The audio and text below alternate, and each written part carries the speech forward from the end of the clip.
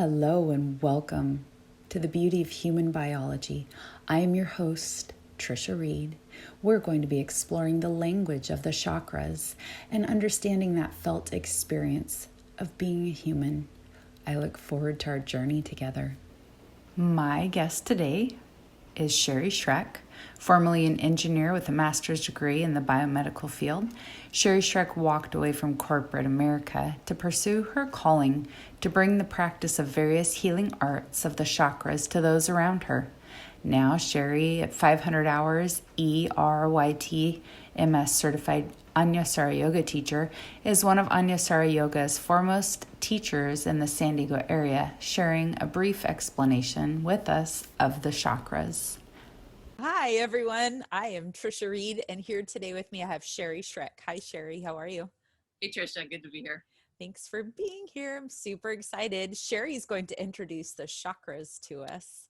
Sherry, can you tell me just really quick, how long ago did you start studying the chakras? Probably 20 years ago, I started diving into the chakras. I had been doing yoga for maybe 5 years at that point, and then I started getting into the theory behind yoga, and that was just like I was like a kid in a candy store. It was all of a sudden, oh wow, that's why. And it has been a process of learning about who I am, who I'm not, why this world is as fucked up as it is or seems to be, and coming and being able to be in that place of compassion and love and light, even as things are really wild out there in the world, and sometimes with our bodies too, reflects kind of what's going on. And so there's been that journey for 20 years of kind of going deeper and deeper and understanding more and more and how to apply it to be happier. And that's one of the things that I'm excited to share about is I've become so much more peaceful, even in this quarantine time that we've been going through. And it's just been a lifesaver, I would say. And I'm really excited to share it with people because it looks like we're continuing the inward journey, and to help people dive deeper into who they truly are, which is love, and to have compassion for yourself as well as everyone else is going through the same thing right now. That's beautiful. Very beautiful. Well, where do you want to start? Do you have something in mind already? Well, I think kind of giving an overview of what what the chakras are and what we are. And yoga philosophy goes way back, and it looks at two things. And this is Purusha and Prakriti are the names. It's basically spirit and nature. And the idea is that we are eternal spirit. There's no end, right? We are eternal spirit. Spirit is pure, innocent, love, light, all the good stuff, right? And then there is nature. Now, when we say nature, we're thinking, oh, beautiful nature. Nah, nature can be tough, right? We look at all the fires, we look at everything. So when we say nature, we're talking everything. So this is considered our body, our mind. So it's not just the physical things that we can touch our body in the outside world, but it's also the mental processes of the ego, especially the ego, are the manas, which is the thinking mind, so the processing that's taking in everything that's going on, and knowledge. And when I say knowledge, this is kind of the memory, concept of ideas. This is not wisdom. So these are all aspects of this body and not of who we are, which is spirit. So there's these two aspects, and life is kind of this journey of really coming back to who we are, which is spirit. But the chakra system defines and can help us and point the way back to that love and light. And that's kind of what's exciting. When I ran into the chakras, it's like, oh, a way to understand life and the challenges in our body, the challenges in relationship to someone else, the challenges of just being able to understand what's going on in this crazy world that we're living in right now. And so having that really has given me peace. Yeah. Okay. And so when you're talking about the chakras, as we've discussed, it's its own language. It means something where you apply that meaning. But why would somebody want to understand their chakra system? Why Right. would they want to apply meaning to this in their own life? Right. So I would say anyone who might like more joy in their life, more peace in their life, more contentment, more ease, more grounding, more ability to be quiet and centered and be content with that, to love it, to really enjoy that, to have enthusiasm for your day to day, whatever you choose to do.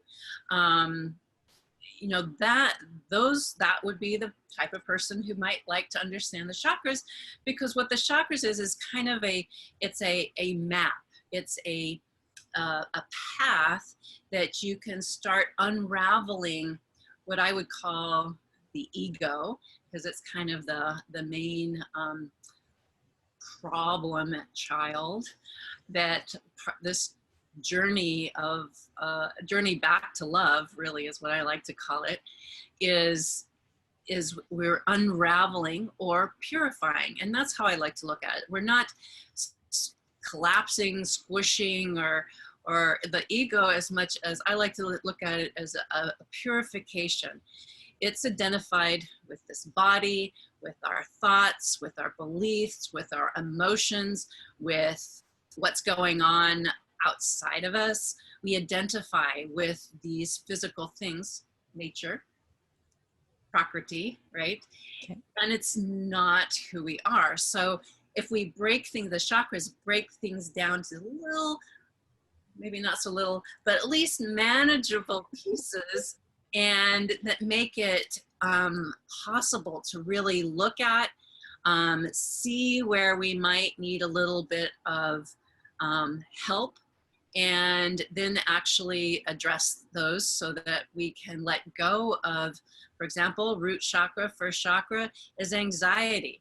There's so much of it right now with everything that's going on, and having understanding of why we actually have anxiety, and then addressing it in a relatively simple way. Once you get the idea of, you know, who we are, it's remembering. It's always coming back to remembering that we are spirit and we are these infinite creators. And yoga philosophy looks at this nature or prakriti as being Maya, or illusion, which you could say is kind of similar to a movie or even a very intricate computer simulation system. There's some physicists that actually are starting to prove that is a great way of looking at what's going on here today. So these are, yeah, that's kind of in a nutshell. That's beautiful. That's beautiful. So if you could start at the beginning of building a foundation in the chakras and the importance of starting in the root chakra and working your way up, how would you describe the importance of starting at that foundation? So there's, you know, it's nice. I like when I've done teacher trainings, we always start at the root chakra and we work up, and that's from the base at the perineum, basically where you're sitting, and then all the way, moves up to the belly, then the solar plexus, the heart, the throat, the third eye, and the seventh is at the crown of the head. So you have these 7 chakras that work through the body, work through elements that are related to each of those, such as earth, water, fire, air, space, and then the higher chakras, which are more the ego mental processes. And as you work up, you start discovering more and more. However, you don't have to start at the base and move up. It's not like you have to, it's not like a journey where you have to start at the root chakra and move up. And that's kind of the beauty. Is one of the things I love giving, and part of what my gift is to everybody, is a chakra self-test. So you can actually go in and find out exactly what chakra is like up for you right now and that needs the most work. And then you can make sure to come to that day, so that you get everything that you need for those chakras that are up for you right now. And so that's the beauty, is you can work on whatever's up, and over the years it'll change. Every year I like doing the test just to see, okay, I need to work here this time. And there's just, it's like a life process that every single time you work through an issue at one of the chakras, you become lighter, you get closer to that continuous state of peace or love that you want to work through. And so it's great to do all of them, but if you don't have all the time, make sure to do the ones that are up for you at the moment. Nice, nice. So when it comes to yoga, how and why do the chakras and yoga come together, and what is that awareness that happens? Can you explain that to us? So one of the things when we say yoga too is there is the hatha yoga, which is the physical aspect, which most people associate with yoga. But yoga means union, and it really means that coming back to connecting back to the divine, coming back to who we truly are. And hatha yoga is one of the ways in which we can work on the physical body to help the process of awareness.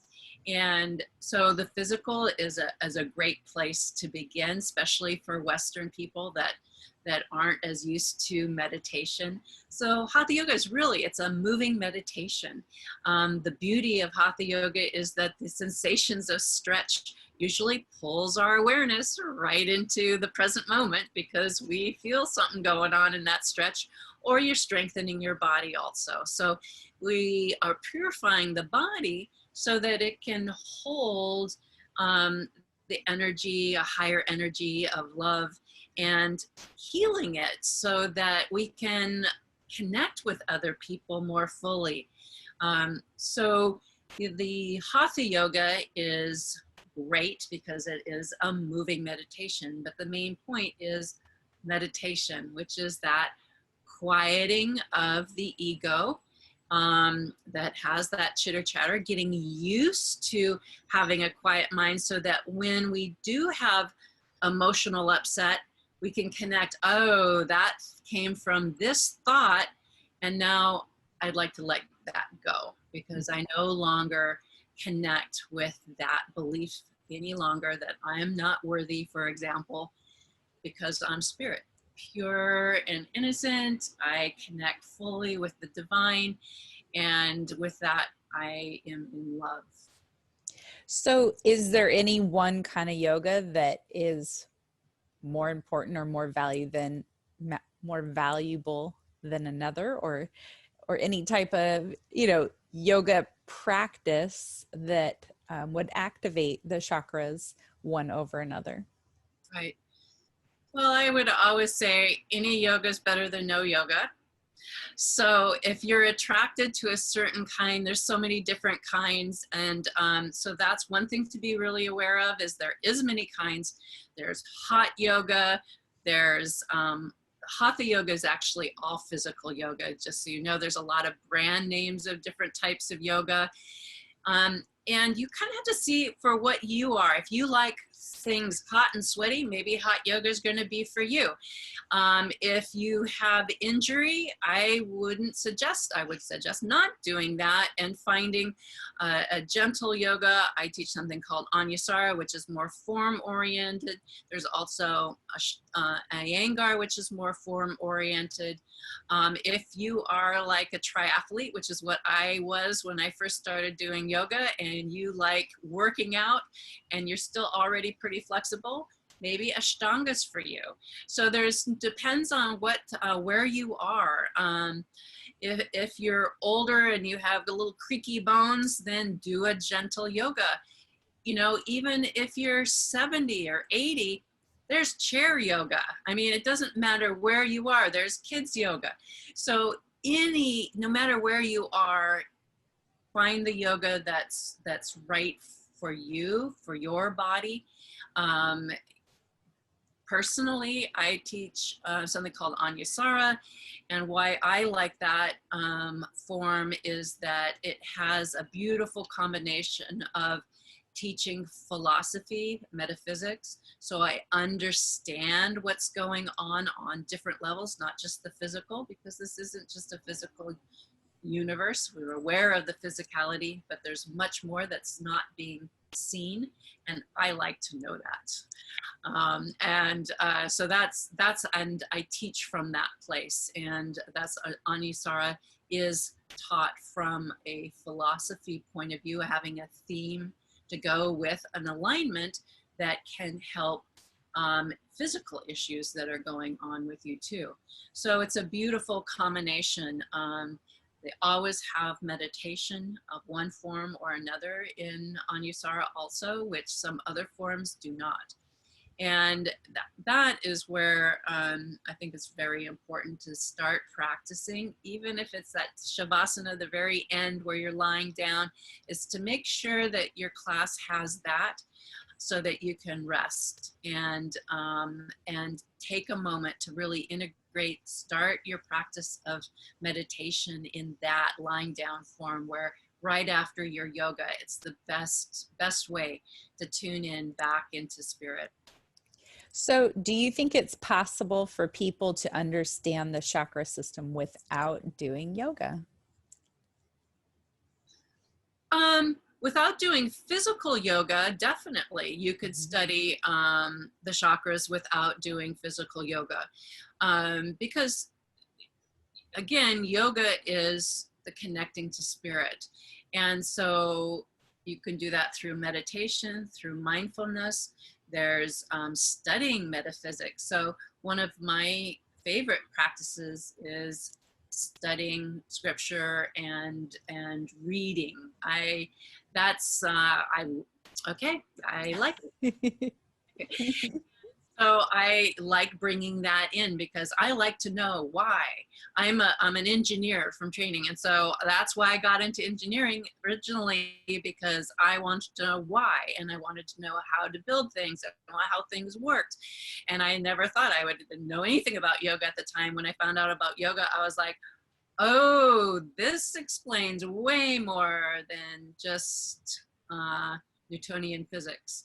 And so that's why I left the corporate world and got into teaching yoga, because I felt like this is what can make a difference. It's made a huge difference for me personally, and what can make a huge difference for each individual, and therefore the whole world, bringing more peace and joy and happiness. And it starts inside. We can't go outside first. We have to go inside first. I agree. Nicely said. Yes, absolutely. Do you feel like there's anything else you would like to share today? We're going to get to talk to Sherry a lot through this journey. She's going to go through each chakra with us and give a description and just really help us to understand a little bit more about what we're feeling. And I'm super excited. I've already learned so much through Sherry over the years. So do you feel like there's anything else today that we could attach to this? Well, I think this gives kind of a little overview of the chakras that we have. The 7, we have 5 elements, we have the mental processes, and all of those chakras relate to not only our body, our emotions, our thoughts, our beliefs, but also everything that we see outside of us. So all of that, it doesn't matter whether we're not happy with the world outside or the physical body, maybe aches and pains, we can do something about our perception. And because of that, we can choose to be happy. Beautiful. All right. Thank you so much, everyone. I'm Tricia Reid, and this is Schreck, and we will see you soon. Thank you.